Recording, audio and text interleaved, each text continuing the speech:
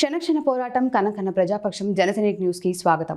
ముందుగా headlines. Madanapalle sub collectorate ఫైళ్ల దహనం నిందితులపై వెంటనే కఠిన చర్యలు తీసుకోవాలి. వందలాది భూ బాధితులకు తక్షణం ప్రభుత్వం న్యాయం చేసి ఆదుకోవాలి. మదనపల్లి చరిత్రకి మాయని మచ్చ అయిన రెవెన్యూ ఫైళ్ల కాల్చివేతపై ఎందుకీ నిర్లక్ష్యం? త్వరలో ఈ విషయాన్ని రాష్ట్ర పార్టీ చీఫ్ వైఎస్ షర్మిల దృష్టికి తీసుకెళ్తాం. మదనపల్లి కాంగ్రెస్ నేత షేక్ రెడ్డి సాహెబ్ వెల్లడి. కువైట్ బాధితురాలికి బాసటగా నారా లోకేష్. నిమ్మనపల్లెకు చెందిన హసీనాకు కువైట్ టార్చర్. రేయింబవళ్లు పని ఒత్తిడితో నరక యాతన. నానా చాకరీ చేయిస్తున్నారు, తిండి కూడా పెట్టరు. ఈ నరకం భరించలేకున్నాను, నన్ను ఇండియాకు రప్పించాలంటూ హసీనా సెల్ఫీ వీడియో. ఇండియాకు రప్పించేందుకు మంత్రి లోకేష్ హామీ. నాయకుడు పాలకుడైతే స్వరంలో మార్పు తథ్యం. వ్యవహార శైలిలోనూ విస్పష్టమైన తేడా వస్తోంది. పవర్ఫుల్ వాయిస్ కల పవన్ కళ్యాణ్ నేడు ఎందుకు సైలెంట్ అయ్యారు? వ్యూహాత్మక సైలెంట్ వెనుక బలమైన కారణాలు. ఇష్టమైన మంత్రిత్వ శాఖలపై పట్టు కోసమేనా? క్షేత్రస్థాయి పర్యటన, సమకాలీన అంశాలపై స్పందన. శాసనసభ సాక్షిగా పవన్ గొంతుకను ప్రజలు కోరుకుంటున్నారా? ఇక డీటెయిల్స్ చూస్తే గత నెల 21న ఆదివారం అర్ధరాత్రి మదనపల్లి సబ్ కలెక్టరేట్లో జరిగిన ఫైళ్ల దహనం మదనపల్లి రెవెన్యూ డివిజన్ చరిత్రలోనే చీకటి దినం. ఎంతో చరిత్ర కలిగిన మరెంతో విలువైన ప్రభుత్వ ఫైళ్లు అగ్నికి ఆహుతి వెనుక కుట్రకోణం ఉందని రాష్ట్ర డీజీపీ సిఐడి చీఫ్ రెవెన్యూ రాష్ట్ర కార్యదర్శి నిగ్గు తేల్చారు. గౌరవ రెవెన్యూ చీఫ్ సెక్రటరీ సిసోడియా తీసుకున్న ఒక సంచలన నిర్ణయం మదనపల్లి డివిజన్లోని భూ కబ్జాల బాగోతాలను బయటపెట్టిందని, అయితే బాధితులకు న్యాయం చేయడంలో ఫైళ్ల దోషులను శిక్షించడంలో జాప్యం జరుగుతుందని మదనపల్లె కాంగ్రెస్ నేత షేక్ రెడ్డి సాహెబ్ అనుమానం ఆవేదన వ్యక్తం చేశారు. దోషులపై కఠిన చర్యలు తీసుకోవాలని, వందలాదిగా తరలివచ్చిన భూ బాధితులకు న్యాయం చేయాలంటూ రెడ్డి సాహెబ్ నేతృత్వంలో కాంగ్రెస్ పార్టీ శ్రేణులు మంగళవారం స్థానిక సబ్ కలెక్టర్ కార్యాలయం ఎదుట నిరసన తెలిపారు. ఈ సందర్భంగా రెడ్డి సాహెబ్ మీడియాతో మాట్లాడుతూ రెవెన్యూ ఫైళ్ల దహనం కేసులో 2 ఆర్డీఓలను, ఒక సీనియర్ అసిస్టెంట్ను సస్పెండ్ చేయడం, నిందితులుగా పలువురిపై కేసులు నమోదు చేసినట్లు మీడియా ద్వారా వెల్లడవుతుందన్నారు. అయితే ఇప్పటి వరకు ఫైలు దహనం కేసులో ఎవరిని అరెస్ట్ చేసిన దాఖలాలు లేవన్నారు. అసలు దోషులను కూడా ఇంతవరకు ప్రభుత్వం గుర్తించకపోవడం అనుమానాలకు తావిస్తుందన్నారు. సంఘటన జరిగి 15 రోజులు దాటినా సరైన చర్యలు తీసుకున్నట్లు నిర్ధారణ కాలేదని ఎత్తి చూపారు. వందలాది బాధితులు నేటికి అర్జీలు చేత పట్టుకొని సబ్ కలెక్టరేట్ కార్యాలయం చుట్టూ తిరుగుతున్నారు. అయినా భూ బాధితులకు ఏ విధమైన జవాబు కానీ హామీ కానీ దొరకలేదని ఆవేదన వ్యక్తం చేశారు. మదనపల్లి రెవెన్యూ ఫైళ్ల దహనం విషయాన్ని తమ పార్టీ రాష్ట్ర చీఫ్ వైఎస్ షర్మిల దృష్టికి సైతం తీసుకెళ్లనున్నట్లు రెడ్డి సాహెబ్ తెలిపారు. మదనపల్లికి మాయని మచ్చలా ఫైలు దహనం చేసిన అసలు దోషులను వీలైనంత తొందరగా గుర్తించి కఠినంగా శిక్షించాలని, వందలాదిగా తరలివచ్చిన పేద భూ బాధితులకు తక్షణం న్యాయం చేయాలని, భూ కబ్జాలపై సమగ్ర విచారణ జరిపి భూ దోపిడీదారుల నుండి వెనుకకు తీసుకున్న సదరు భూమి నుండి ప్రభుత్వ భూమిని ప్రభుత్వ ఆధీనంలోకి, బాధితుల భూమిని సదరు హక్కుదారులకు అందజేయాలని మదనపల్లి కాంగ్రెస్ కమిటీ తరపున కోరుచున్నామన్నారు. ఈ కార్యక్రమంలో కాంగ్రెస్ నాయకులు మీనా కుమారి, మహబూబ్ పీర్, ముబారక్ ఖాన్, ఖాదర్ బాషా, ఈశ్వరమ్మ, సోమశేఖర్, నాగరాజు తదితరులు పాల్గొన్నారు. మదనపల్లి ఫైల్స్ చరిత్ర సృష్టించి 16 రోజులు దాటిన ఇంతవరకు అసలు దోషులు పట్టుకోకుండా ప్రభుత్వం కాలయాపన చేస్తూ ఉంది. దీని ఉద్దేశం ఏమి? రెడ్ బుక్లో నుంచి పేజీలు చించేయాలన్నా? రెడ్ బుక్ను కంప్లీట్గా అరెస్ట్ చేసి దోషులు శిక్షించే ఉద్దేశం ఉందా లేదా? దాదాపు 15 రోజులు దాటిన ఇంతవరకు 22A సంబంధించిన ఫైల్స్ ఉన్న గదిని నిర్దాక్షిణ్యంగా తగలబెట్టేసి నిందితులను పట్టుకోకపోగా ఇక్కడికి వస్తున్నటువంటి వందలాది మంది బాధితులను అర్జీలు తీసుకొని వస్తారంటే సిసోడియా సార్ కానీ డీజీపీ గారు కానీ చాలామంది అధికారులు తీసుకున్నారే తప్ప ఇంతవరకు వాళ్లకు సరైన జవాబు ఇవ్వలేదు, వాళ్ళకు భరోసా ఇవ్వలేదు. ఈ విధంగా కాలయాపన చేస్తా పోతే భూ బకాసులకు నమ్మకం ఏర్పడుతుంది, వాళ్ళు రక్షింపబడేదానికి ఆస్కారం ఉంటుంది. కాబట్టి ప్రభుత్వం వెంటనే తగు చర్యలు తీసుకొని కఠినంగా చాలా నిర్దాక్షిణ్యంగా వ్యవహరించి ఎవరైతే భూమిని అన్యాక్రాంతం చేసుకునే దానికి ప్రయత్నించారో గత ప్రభుత్వంలో కానీ అంతకు ముందు కానీ ఇప్పుడు కానీ ప్రతి ఒక్కరిని గుర్తించి వారిని కఠినంగా శిక్షించి వారు ఏదైతే భూమిని ఆక్రమించుకున్నారో ప్రభుత్వ భూమి అయితే ప్రభుత్వ ఆధీనంలోకి తీసుకోవాలి, పేదల భూమి అయితే బాధితుల భూమి అయితే సదరు బాధితులకు పేదలకు అందించి వారికి గవర్నమెంట్ అండగా ఉంటుందనే భరోసాను ఇవ్వాల్సిన బాధ్యత ఈ ప్రభుత్వం పైన ఉండాలని మదనపల్లి కాంగ్రెస్ కమిటీ తరఫున కాంగ్రెస్ పార్టీగా మేము డిమాండ్ చేస్తా ఉన్నాం. మదనపల్లి వారపు సంతలో ఆకస్మికంగా పర్యటించిన ఎమ్మెల్యే షాజహాన్ బాషా అక్కడి వ్యాపారుల సమస్యలపై ఆరా తీసిన ఎమ్మెల్యే మదనపల్లి వారపు సంతలో చిరు వ్యాపారుల సమస్యలపై అధికారులతో మాట్లాడి వెంటనే పరిష్కారం చేయాలని మున్సిపల్ కమిషనర్కి ఆదేశాలు జారీ చేశారు. ఎమ్మెల్యేతో పాటు మున్సిపల్ కమిషనర్ ప్రమీల, మున్సిపల్ అధికారులు, డీఎస్పీ దర్బార్ కొండయ్య నాయుడు పాల్గొన్నారు. ఉపాధి కోసం గల్ఫ్ దేశాలకు వెళ్లి ఏజెంట్ల చేతిలో మోసపోయిన బాధితులకు ఏపీ మంత్రి నారా లోకేష్ అండగా నిలబడుతున్నారు. గల్ఫ్ దేశాల్లో తాము పడుతున్న ఇబ్బందుల గురించి తన దృష్టికి రావడంతో వెంటనే తనకు వీలైనంత సాయం చేస్తున్నారు. వారిని నరకం నుంచి బయటపడేసి ఇండియాకు రప్పించే ప్రయత్నాలు చేస్తున్నారు. ఈ క్రమంలోనే సౌదీకి వెళ్లి కష్టాలు పడుతున్న మదనపల్లె నియోజకవర్గం నిమ్మలపల్లెకు చెందిన హసీనా అనే మహిళకు బాసటగా నిలిచారు. అన్నమయ్య జిల్లా మదనపల్లె నియోజకవర్గం నిమ్మనపల్లి గ్రామానికి చెందిన హసీనా మహిళకు 2 కొడుకులు. ఆర్థికంగా చితికిపోయి ఉండటంతో కుటుంబానికి ఎంతో కొంత సాయంగా నిలబడాలని హసీనా సౌదీకి వెళ్ళింది. కానీ అక్కడ ఇంటి పనుల కోసం తీసుకెళ్లి నానా చాకిరీ చేస్తున్నారు. పగలు రాత్రి తేడా లేకుండా పని చేయించుకుంటూ టార్చర్ చూపిస్తున్నారు. దీంతో తనకు ఇండియా రావాలని ఉందంటూ తన ఆవేదనను మొత్తం ఓ సెల్ఫీ వీడియోలో తెలియజేసింది. నేను సౌదీలో ఉన్నాను, నాకు ఇక్కడ చాలా టార్చర్ చూపిస్తున్నారు. పొద్దున రాత్రి తేడా లేకుండా పని చేస్తున్నారు. సౌకర్యాలు సరిగ్గా ఇవ్వట్లేదు, తిండి కూడా సరిగ్గా పెట్టడం లేదు. ఏదో 4 రూపాయలు సంపాదించాలని బయటకు వచ్చా, కానీ ఇక్కడ చూస్తే చాలా టార్చర్ గా ఉంది. చాలా అంటే చాలా నరకం చూపిస్తున్నారు. నాకు బతకాలని లేదు, చచ్చిపోవాలని అనిపిస్తుంది. మీరే ఏదైనా చేసి నన్ను ఇండియాకు తీసుకురండి, మీకు దండం పెడతా. ఇక్కడ మనుషుల్ని సరిగ్గా పట్టించుకోరు, ఎలా పడితే అలా మాట్లాడతారు, కోప్పడతారు. ఇక్కడ టార్చర్ గా ఉంది. నాకు ఇండియా రావాలని ఉంది, నా పిల్లల్ని చూడాలని ఉంది అని హసీనా ఓ వీడియోను పంపించింది. హసీనా గల్ఫ్ కష్టాలపై మంత్రి నారా లోకేష్ స్పందించారు. ఆమెను ఇండియాకు తిరిగి రప్పించేందుకు కృషి చేస్తామని హామీ ఇచ్చారు. సార్ నమస్తే సార్, నేను సౌదీలో ఉన్నాను.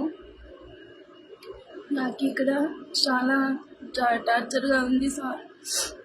ఇంట్లో వాళ్ళు చాలా టార్చర్ పెడుతున్నారు.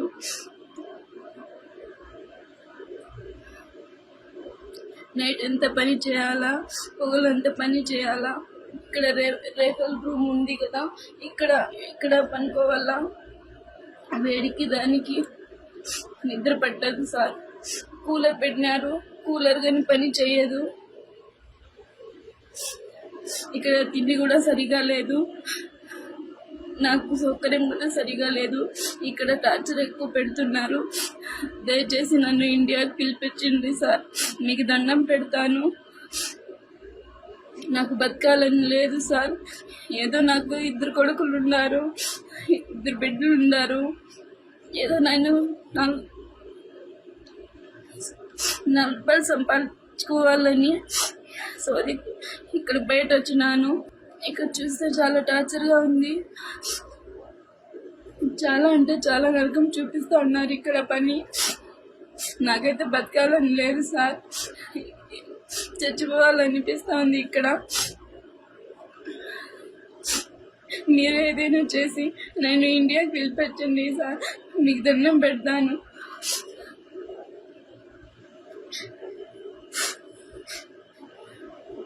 మనుషులకి సరిగా పట్టించుకోరు, ఎలా అంటే అలా పడితే మాట్లాడేస్తారు, కోప్పడతారు. ఇక్కడ చాలా అంటే చాలా టార్చర్గా ఉంది సార్. దయచేసి నేను ఇండియాకి రావాలనుకుంటా ఉన్నాను. వచ్చేసి నా పిల్లల్ని నేను చూసుకోవాలి అనుకుంటున్నాను.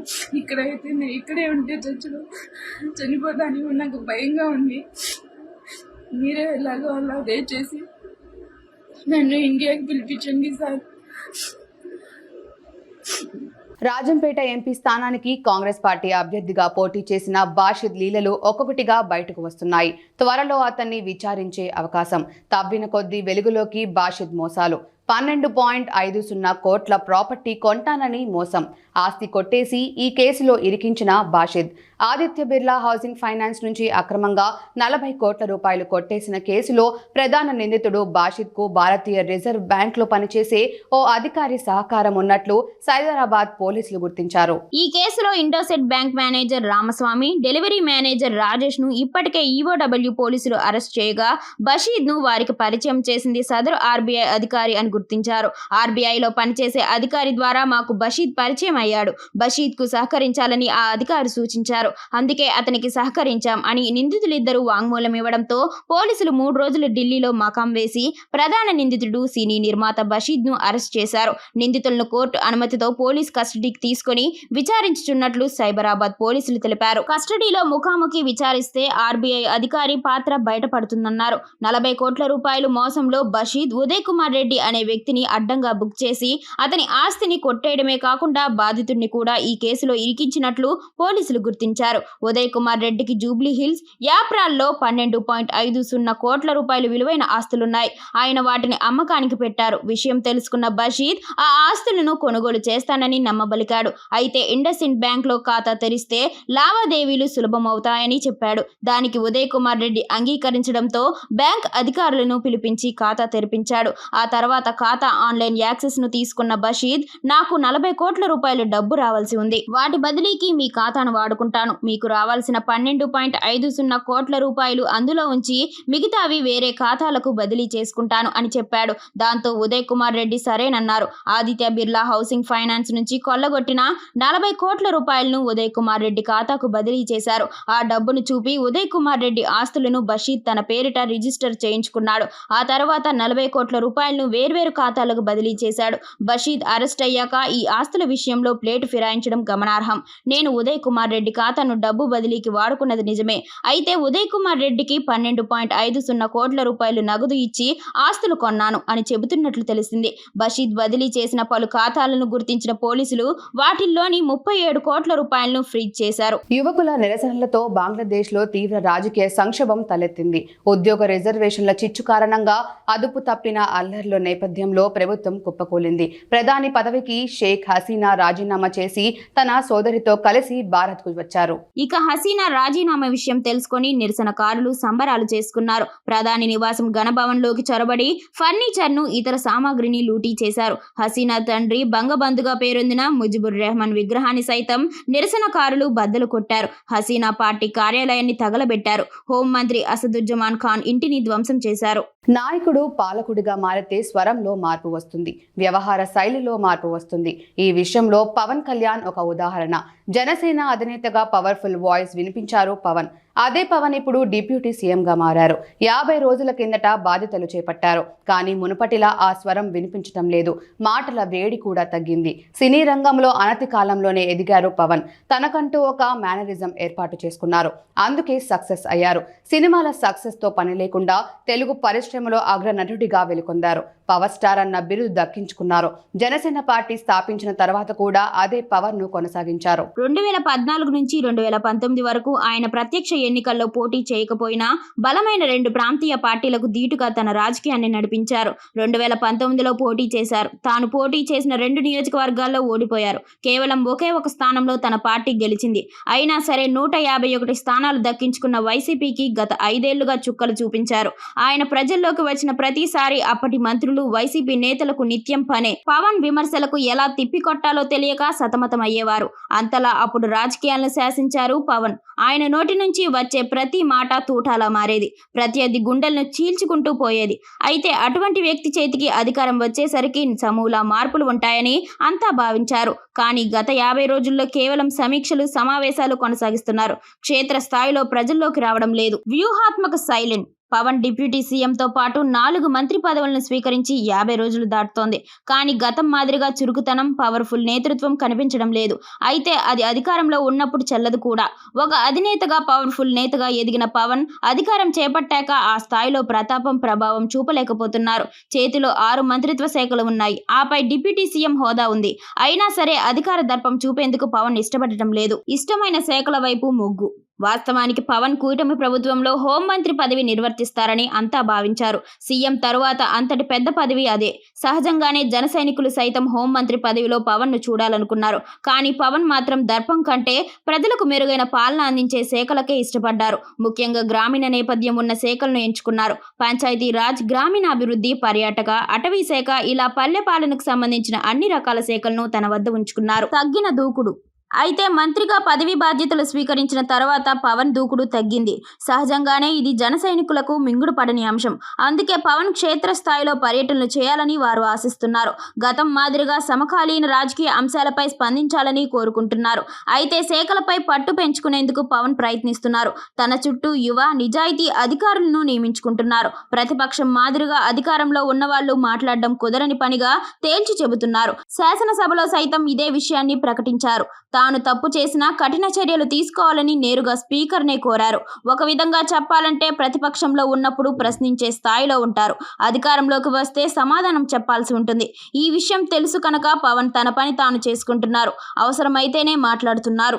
మదనపల్లి నియోజకవర్గంలో తన పేరు చెప్పుకొని ఇసుక దందా నిర్వహిస్తున్నారు. ఎవరైనా సరే, ఎంతటి వారైనా సరే కఠినంగా చర్యలు ఉంటాయని స్థానిక ఎమ్మెల్యే షాజహాన్ బాషా స్పష్టం చేశారు. ఇసుకను పేదలకు ప్రభుత్వం ఏర్పాటు చేసిన విధానంలో ఉచితంగా అందుబాటులో ఇవ్వాలని నిర్ణయించామన్నారు. ఇసుక దందా నిర్వహిస్తే వారిపై కఠిన చర్యలు తప్పకుండా ఉంటాయని విస్పష్టంగా తెలియజేశారు. నా వారైనా సరే ఉపేక్షించే ప్రసక్తే లేదని పత్రికా సమావేశంలో శాసనసభ్యులు షాజహాన్ బాషా వెల్లడించారు. వార్తలు ముగించే ముందు హెడ్లైన్స్ మరోసారి. మదనపల్లి సబ్ కలెక్టరేట్ ఫైళ్ల దహనం నిందితులపై వెంటనే కఠిన చర్యలు తీసుకోవాలి. వందలాది భూ బాధితులకు తక్షణం ప్రభుత్వం న్యాయం చేసి ఆదుకోవాలి. మదనపల్లి చరిత్రకి మాయని మచ్చ అయిన రెవెన్యూ ఫైళ్ల కాల్చివేతపై ఎందుకీ నిర్లక్ష్యం? త్వరలో ఈ విషయాన్ని రాష్ట్ర పార్టీ చీఫ్ వైఎస్ షర్మిల దృష్టికి తీసుకెళ్తాం. మదనపల్లి కాంగ్రెస్ నేత షేక్ రెడ్డి సాహెబ్ వెల్లడి. కువైట్ బాధితురాలికి బాసటగా నారా లోకేష్. నిమ్మనపల్లెకు చెందిన హసీనాకు కువైట్ టార్చర్. రేయింబవళ్లు పని ఒత్తిడితో నరక యాతన. నానా చాకరీ చేయిస్తున్నారు, తిండి కూడా పెట్టరు. ఈ నరకం భరించలేకున్నాను, నన్ను ఇండియాకు రప్పించాలంటూ హసీనా సెల్ఫీ వీడియో. ఇండియాకు రప్పించేందుకు మంత్రి లోకేష్ హామీ. నాయకుడు పాలకుడైతే స్వరంలో మార్పు తథ్యం. వ్యవహార శైలిలోనూ విస్పష్టమైన తేడా వస్తోంది. పవర్ఫుల్ వాయిస్ కల పవన్ కళ్యాణ్ నేడు ఎందుకు సైలెంట్ అయ్యారు? వ్యూహాత్మక సైలెంట్ వెనుక బలమైన కారణాలు. ఇష్టమైన మంత్రిత్వ శాఖలపై పట్టు కోసమేనా? క్షేత్రస్థాయి పర్యటన, సమకాలీన అంశాలపై స్పందన. శాసనసభ సాక్షిగా పవన్ గొంతుకను ప్రజలు కోరుకుంటున్నారా? క్షణక్షణ పోరాటం, కనకన ప్రజాపక్షం. జనసైనిక్ న్యూస్ ఇంతటితో సమాప్తం. తిరిగి రేపటి బులెటిన్లో మళ్ళీ కలుద్దాం. అంతవరకు సెలవు. నమస్కారం.